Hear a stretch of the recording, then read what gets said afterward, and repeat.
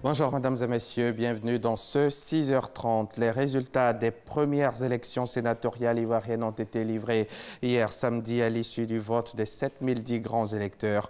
Le taux de participation à la mi-journée était de 63,92% sur l'ensemble des 33 circonscriptions et districts du pays. Selon les premières tendances et sans surprise, la coalition au pouvoir, le RHDP, a raflé la majorité des 66 sièges dans cette élection au suffrage universel indirect. Les indépendants ont tout de même réussi à ravir des sièges dans 8 circonscriptions. Et justement, pour parler de ces premières élections sénatoriales en Côte d'Ivoire, Claude Sailly était hier samedi l'invité du 20h. Quelle est l'opportunité de ces élections sénatoriales? Voici un extrait de son intervention. C'est une innovation, c'est un acte historique. La mise en place d'une institution suscite très souvent de la frilosité, de la peur, des inquiétudes, des angoisses, mais souvent beaucoup d'espoir. L'essentiel est de réussir à intégrer tout cela dans ce que j'appelle l'espace du jeu démocratique en Côte d'Ivoire. Et la mise en place du Sénat, la mise en place de cette institution est une avancée démocratique pour nous et est un bien pour le peuple de Côte d'Ivoire. Monsieur Claude Sailly, je rappelle aux téléspectateurs, vous êtes politologue. Alors, quel est l'intérêt pour la Côte d'Ivoire, pour un pays comme la Côte d'Ivoire, d'avoir une deuxième chambre après l'Assemblée nationale? Alors, je vais très rapidement vous dire. Il y a, lorsque le président de la République déroulait sa vision de la politique, il y avait une notion et un concept. La notion, c'était la notion d'émergence, qui est vérifiable par des indicateurs économiques palpables. Et puis, à cette dimension d'émergence, il y a un concept de l'Ivoirien nouveau. Or, le concept de l'Ivoirien nouveau s'inscrit dans le cadre du changement de mentalité, de comportement. Et l'un des axes prioritaires de cet Ivoirien nouveau, c'est de procéder à des réformes d'institutions, de réformer l'État, de réformer l'espace du jeu démocratique en Côte d'Ivoire. Et cela passe par la mise en place d'un certain nombre d'institutions. Souvenez-vous qu'on a mis en place la vice-présidence pour renforcer la stabilité du pouvoir exécutif. Nous avons élargi, nous, c'est le peuple de Côte d'Ivoire, les attributions du Conseil économique et social avec la dimension culturelle et environnementale. Nous avons créé la Chambre des rois et chefs traditionnels, de sorte à ce que cette chambre-là soit une sorte de réceptacle, de remontée des populations rurales. Et puis enfin, la mise en place du Sénat, qui est la deuxième chambre, de sorte à ce que notre Parlement soit un Parlement bicaméral. C'est pas de trop pour un petit pays, comme certains le disent, comme la Côte d'Ivoire? Non, je vous réponds. Donc, cette mise en place du Sénat achève la mise en place des institutions de la Troisième République et élargit la base démocratique. C'était donc un extrait de l'intervention de Claude Sailly. Il était hier soir sur le plateau du 20h. Le débat sur la création du parti unifié des oufouettistes et la question de l'alternance au pouvoir en 2020 était au centre d'une rencontre de concertation entre le vice-président Daniel Kablan-Duncan et les cadres et élus du Sud Comoé. La rencontre a eu lieu jeudi dernier à Grand-Bassam, dont le vice-président est par ailleurs le député. On en parle avec Viviane Aïm. À cette rencontre qui a réuni le vice-président Daniel Kablan-Duncan, par ailleurs député de Grand-Bassam, et les cadres et élus du Sud Comoé, dont il est désormais la figure emblématique, étaient présents, entre autres, le ministre des Affaires étrangères, Marcel Amontano, le président du conseil régional à Kaawélé, le député suppléant de Grand-Bassam, Seriba Koulibaly. Rencontre de concertation face au débat sur la création du parti unifié des oufouettistes et la question de l'alternance au pouvoir en 2020. Sur ces deux sujets, le vice-président Daniel Kablan-Duncan a affiché des positions sans détour. Concernant la création du parti unifié, il a fait valoir la nécessité de l'union de tous les enfants d'Oufoué-Boigny. Vous savez, nos deux présidents, le doyen Henri Konan Bédié et son jeune frère, le président de la République, président d'honneur de RDR Alassane Ouattara, souhaitent vraiment qu'il y ait des décisions fortes en Côte d'Ivoire. Ils souhaitent aussi que ce pays soit stable et que ce pays aille de l'avant. Je pense que les résultats importants que nous avons obtenus depuis 2012 montrent à l'envie que nous avons pris la bonne voie. Parce que la croissance, vous le savez, elle est forte. Vous voyez le flot d'hommes d'affaires qui vient ici. Mais ce flot-là ne peut continuer que s'il y a la paix. Oui, s'il y a la paix, s'il y a l'entente, s'il y a l'union. Vous savez que c'est à Paris, en mai 2005, que le RGP a été mis en place. Et nos doyens, nos responsables ont décidé de faire en sorte qu'aux élections, d'abord de 2010, ensuite 2015, nous allions en RHDP. Et c'est un résultat que nous connaissons tous. Je crois qu'il est essentiel que nous puissions conserver cette paix, que nous puissions conserver ce dialogue, que nous puissions conserver cette tolérance réciproque.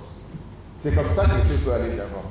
Et je crois, quel que soit tout ce qui se dit, tout ce qui se fait, qu'au final, nous allons aller de l'avant. Parce que la Côte d'Ivoire a besoin de la prospérité partagée. Vous savez très bien qu'entre 2002 et 2010, nous avons eu officiellement 3000 morts. On sait que c'est dépassé ça.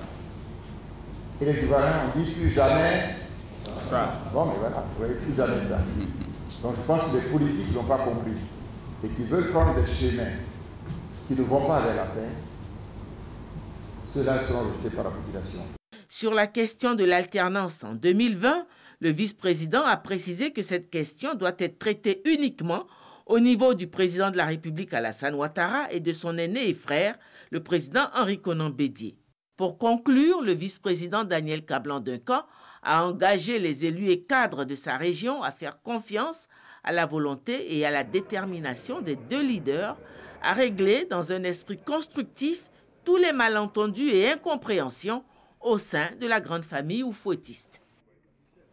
Reportage signé Viviane Aïma. Depuis 2014, l'AGEROUTE, l'agence de gestion des routes, bénéficie de l'appui de l'Union européenne. Un appui qui porte notamment sur le renforcement des capacités des chefs de projet de l'AGEROUTE en matière de maîtrise d'ouvrage délégués. L'enjeu de cette formation est de permettre à l'AGEROUTE d'assurer un meilleur suivi des grands chantiers routiers initiés par l'État. Mahama Traoré pour les détails. Réaliser une route implique à la fois un maître d'ouvrage et un maître d'œuvre. Le premier cité est le commanditaire et le second, l'entreprise désignée pour bâtir la route. Pour un meilleur suivi du chantier afin d'aboutir aux résultats escomptés, le commanditaire a souvent recours à un MOD, maître d'ouvrage délégué. Son rôle est majeur dans l'aboutissement du projet. Une MOD mal assurée, ça pourrait engendrer des problèmes de mise en œuvre de chantier, des délais de chantier qui ne seraient pas respectés, des montants de chantier qui soient dépassés, des contentieux qui soient difficiles à traiter. Ça pourrait avoir des très très fortes conséquences.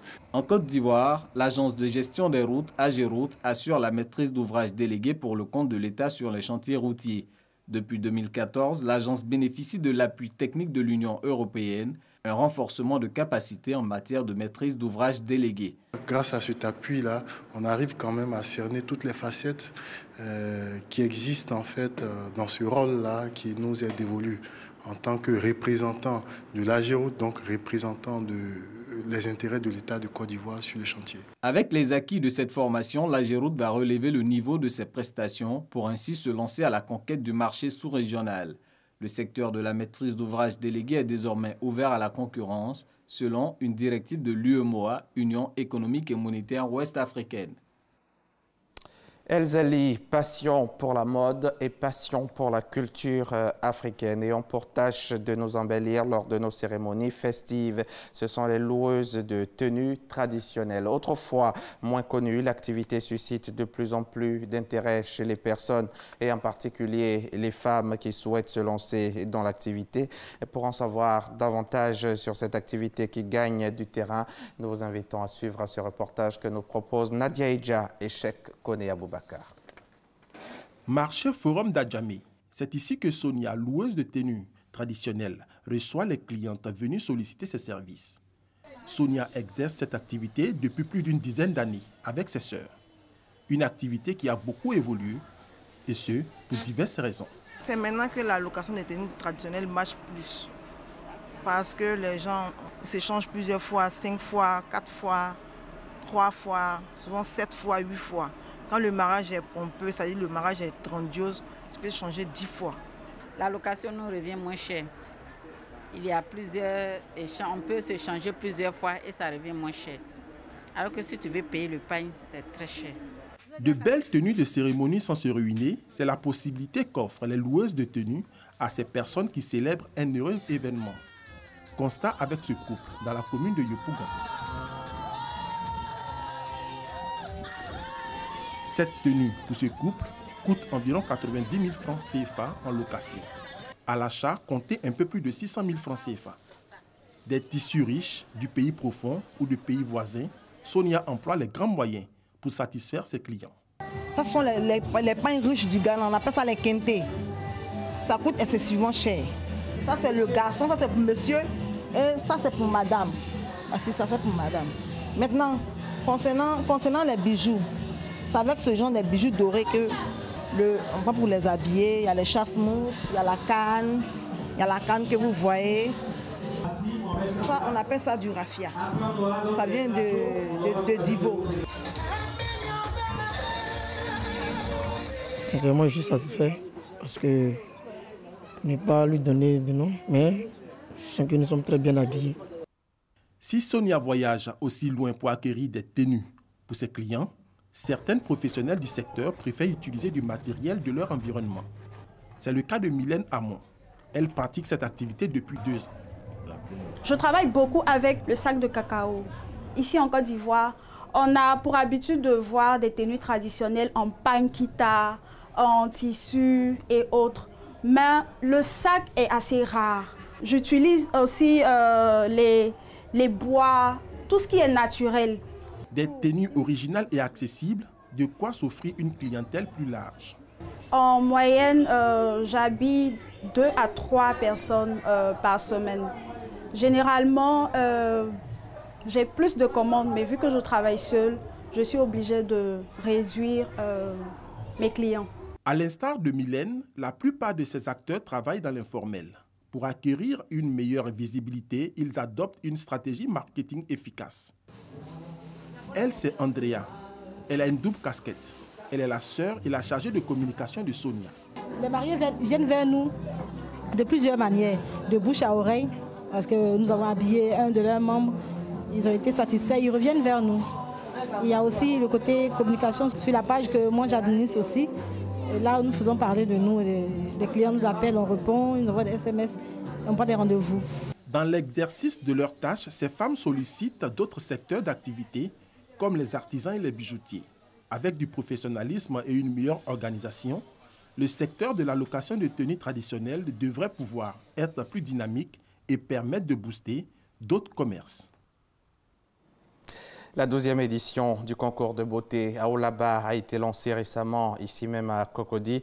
Et cette année, le comité Aoulaba Côte d'Ivoire a décidé de mettre un accent sur le tourisme, vecteur de promotion et de développement local. Les phases éliminatoires démarrent le 7 avril prochain. 12 villes seront visitées à l'occasion et la finale est prévue pour le samedi 28 juillet prochain. On en parle avec Issa Chonayo. Qui succédera à Okobe Lei Marcel Aoulaba 2017? La réponse, le 26 juillet prochain. Le concours de beauté au canon esthétique propre à l'Afrique, édition 2018, est lancé. Occasion pour la présidente du comité Aoulaba Côte d'Ivoire, Kassi, de porter à l'attention des populations l'importance d'un tel concours pour le pays. Le concours Aoulaba en lui-même est un facteur de développement touristique pour notre pays. Certaines civilisations ont leur propre canon de beauté qu'elles promeuvent suffisamment au point où nous, Africains, sommes souvent tentés de renoncer à notre propre identité. Pour le parrain, le concours Aoulaba est tout simplement l'expression de la valorisation de la diversité culturelle. À chaque peuple, à chaque civilisation, ses canons de beauté. Le prisme d'appréciation de la beauté d'un Chinois est différent de celui des Mexicains, qui est différent de celui des Québécois. Aoulaba est le canon de la beauté de la belle femme africaine originaire. 12 villes vont être sillonnées par le comité Aoulaba Côte d'Ivoire à partir du 7 avril prochain pour les phases de présélection. Cette compétition, une véritable fête à chaque manche, comme l'a démontré l'artiste Zougou Billet Didier lors de la cérémonie de lancement à Cocody.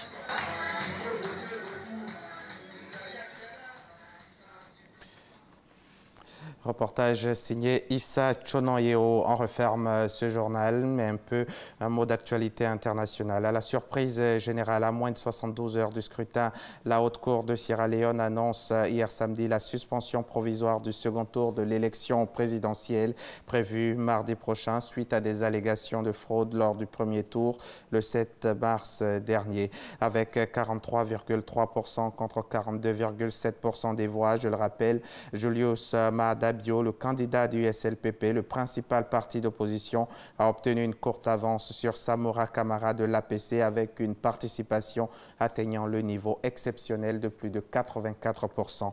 Et puis pour terminer, des centaines de milliers d'Américains, plus d'1 million selon certaines estimations, les jeunes en tête, ont manifesté hier samedi pour réclamer des restrictions à l'achat d'armes à feu après la tuerie de Parkland qui a fait 17 morts en février. À Washington, où se tenait le rassemblement le plus important, plusieurs centaines de milliers de personnes ont manifesté et des marches ont eu lieu dans plus de 800 villes du pays. C'est la fin de ce journal. Merci de l'avoir suivi et bonne suite des programmes sur notre chaîne.